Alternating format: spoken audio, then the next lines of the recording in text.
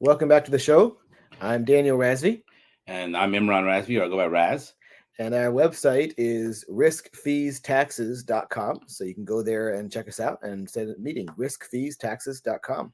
We're a higher ground financial group where we place your financial feet on higher ground. Yes. All right, so we got a lot of topics to cover. One is, are you a pathological saver? What Yeah, does that mean? many of our clients seem to have this, quote, mental condition of pathological saver. And you might be thinking, I never heard of this disease. Yes, it's not a real disease, it's made up. But it does actually impact a lot of our clients when they first come to us. They find that they've been saving. Maybe this applies to you. You've been saving all your life, and you have a decent nest egg set aside. You're not really sure if it's enough, but maybe you work with an advisor that assures you, okay, you'll be okay. You'll have enough for retirement. So, how do you move from the mindset of saving to be able to spend? Because you don't want to continue to save. What are you saving for? You know? Exactly. I mean, the whole idea is, let's go back to the tin can theory. Okay, so you guys all have a tin can or canned soup or whatever in your cabinet at home. Where did that first start? That was first started back in the days of Napoleon. Okay, so Napoleon wanted to conquer the world, but he could only travel so far as his food didn't spoil. When his food line started spoiling, then he had to turn back. He had his war would have to stop. So he put out a contest. Somebody please preserve my food for me so I can conquer the world. And this guy came up with the idea of a tin can, and it worked great. It could preserve the food. It was sealed, and it's not quite the same as a modern tin can today, but it's very close. The vacuum sealed it, and the food was preserved very well. But there was something that was missing from that. You know what was missing, Daniel? The can opener. Yeah. So the can opener was not invented till almost 48 years later. That didn't mean they had to not eat food for 48 years. What that meant is the instructions were use a hammer and chisel. But when you use a hammer and chisel, you spoil some of the food inside with getting dirt and grime inside in there. So what we do is we want to make sure that you have the proper way to take the money out with the least amount of taxes, fees, and risk. So your money is like this tin can. You've been putting it away in 401ks, IRAs, and TSPs all your life, and it's been preserved. Hopefully it's grown, and hopefully it's safe as far as that goes. But now you want to take it out with the least amount of risk, fees, and taxes. Yeah. So you've been putting it away, saving, like we said, pathological saver for your whole life. But now you got all these cans on the shelf. You got to eat them. You can't just leave them because for the government to take. Right? Right. There's really three choices. I mean, if you have a nest egg set aside, there's three types of ways to get it spent. Either you're going to spend it, or your kids are going to spend it, or the government's going to spend it. Now, that last option is the worst of the options, right? So hopefully we get the government out of it as much as possible. But you have a choice, you or your kids. And if legacy is not your primary goal, maybe you want to leave the kids something, but not you don't want to go bankrupt giving the kids legacy. So you should be able to enjoy it. You worked hard for the money. And especially if you have plenty of money set aside that you can meet all of your needs, all of your desires and your dreams, and still have plenty left over for your beneficiaries. And that's one of the things working with Higher Ground, we help you to determine, do you have enough set aside? And it's all about income. It doesn't really matter how much money you have in the bank or in your IRA, what's the balance? That doesn't matter so much. What matters is how much can you spend? Because you might have $2 million set aside and your brother might have $1.5 million set aside. But if your brother can spend almost twice as much money as you do every month and never run out, isn't he better off? Yeah, right? But how is that possible? It's all on how you have the income set up. Do you have something with a pension? Maybe your brother has a pension and you convert some of it to a pension. Maybe, But it also really has a lot to do with the risk, fees, and taxes. It does. Because if you eliminate the risk or minimize the risk and the fees and the taxes, then there's more money for you to spend. If you're fully exposed to risk, fees, and taxes, then you can really only spend about 3 to 4% of your assets. But if you've taken some of our advice and really attack that volatility buffer full force, so make sure you have a volatility buffer and you understand sequence of returns, then you can probably take out about 6 or 7% per year and still never ever run out of money. And that's really where the fear comes in. It's most people are afraid to spend the money because they don't know how long they'll live or how long the money will last. And that's basically because it is exposed to the risk, fees, and taxes. But here's the thing. You'll never be younger or healthier than you are today. So spending it while you can, get some enjoyment out of it, it's probably a good thing. In fact, even if you want to give it to kids, maybe you give them some money now while you're alive, you can see them enjoy it instead of after you die. But I thought you could only give like 18,000 a year to the kids. You can give as much as you want. You can give $18,000 for, let's say you and your spouse can each give 18,000 to each of your kids and each of their spouses. So there's a lot of money you can give without filing any reports. But even after that, you can give millions of dollars away and not pay taxes on it. You just have to file a gift tax return.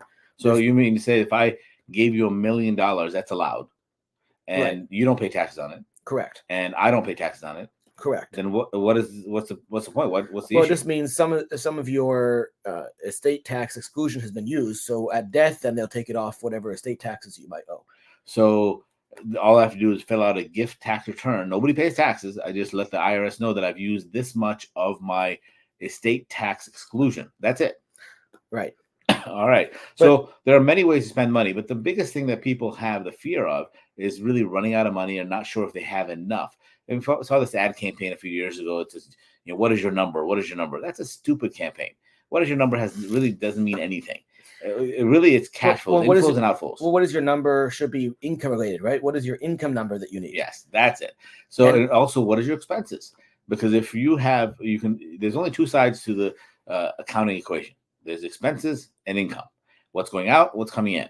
So you can control those two sides. You can either reduce your expenses, live poorly, not buy anything, not to spend anything on your enjoyment or travel, your kids, and just live poorly, or create additional cash flow and income, or convert some of your assets into a source that can not run out of money, that you can continue to live comfortably. Exactly. And so you want to really determine if you're getting ready to retire or you're already retired and you're not sure if you have enough money. One of the first places that we always start with is we find out how much are you spending or how much would you want to be spending every month. Many people have not really thought of that. You might have a budget. You might say, oh, I'm going to spend, I got my mortgage to pay, I got my insurance to pay, I got this to pay and that to pay. But a lot of people have not really added that up and they know how much they're actually spending. Yeah. There's a simple way to do it also. Look at your net income, right? What is your net pay each week, every 2 weeks, whatever it is? So look at your pay stub, and your pay stub will show what is being deposited into your bank, or even just pull up your bank statement, how much is getting deposited every couple weeks for work. And then take a look at how much of that money are you saving. If you're not saving anything, I'm not judging you. That's okay. But that tells you that you're spending your entire income, your net income. That's after savings, after your 401k savings, after the health insurance, after taxes, everything else. But that is what you need to live comfortably, live in the same style that you're living now. Now, if you're uncomfortable now, that's a different talk. But so if your net income and spending is $12,000, then we got to figure out a way to create that $12,000 net after-tax income in retirement, because you don't need to save anymore. So the 401k is no longer an issue. It's what is left over, right? Exactly. It's all about cash flow. It's all about income, and it's after tax income, right? Because if all of your money is in 401ks and IRAs, that's all taxable. Right. So you have to take money out, pay taxes on it, and then you live on what's left. But many of our clients, after working with us to reduce those three big killers, risk, fees, and taxes, many of our clients find they're actually making a lot more money retired than they were working. Right. If you are this pathological saver that we keep talking about, you may actually have more money saved than you need and not even know it, because you are of a saver's mindset. You've always been dutifully saving your whole life. So how does somebody find out, Daniel?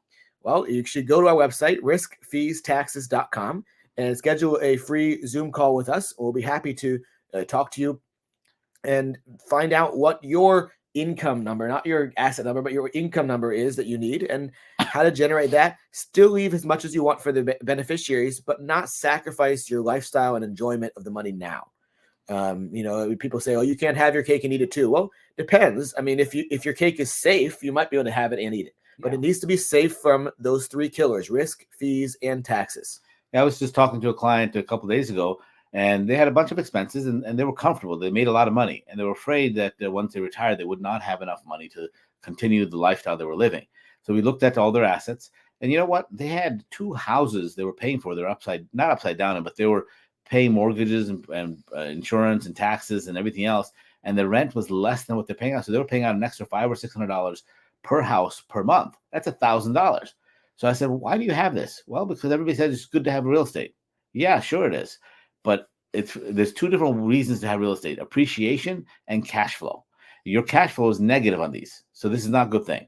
Now, yes, they've appreciated some. So let's go ahead and cash out, take the appreciation, do something else with it.